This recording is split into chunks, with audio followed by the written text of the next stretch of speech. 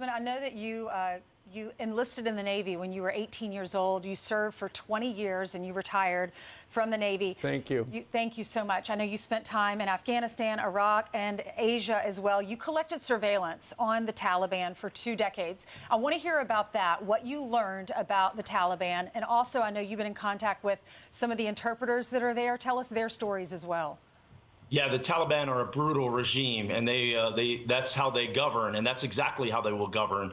And, you know, I was there at the very beginning from 2001 to 2006, and one of the things in particular, you know, that I look back on now is Mullah Barater. You know, it was an individual that we actively targeted, and unfortunately we weren't able to kill or capture him, and now you're seeing him lead the Taliban. I think back and I go, if we were able to accomplish that mission, how would that change history? As far as the interpreters, yes, it is very frustrating.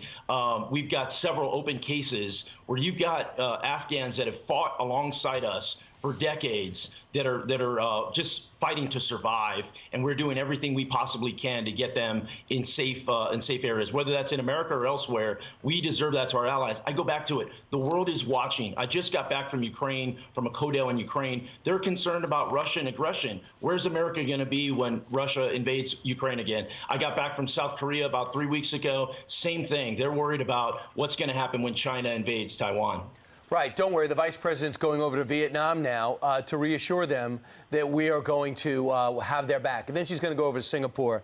Great optics there. Saigon and Kabul, fantastic. So if I was to put you, Tony, in charge, Congressman, in charge of this operation to open up the arteries, knowing how diminished we are as a force and how little we have no more bases there, how do we do it? If the Taliban say, I'm not letting Americans come from outside Kabul to Kabul to get out, what do we do?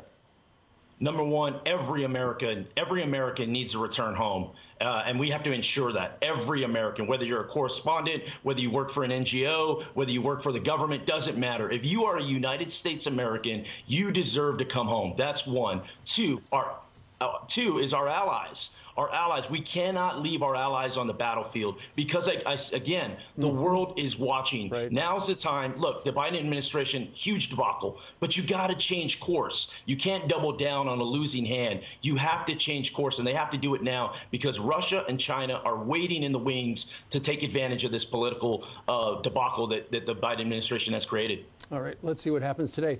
Congressman, thank you very much for joining us today. Thank you. Thank you.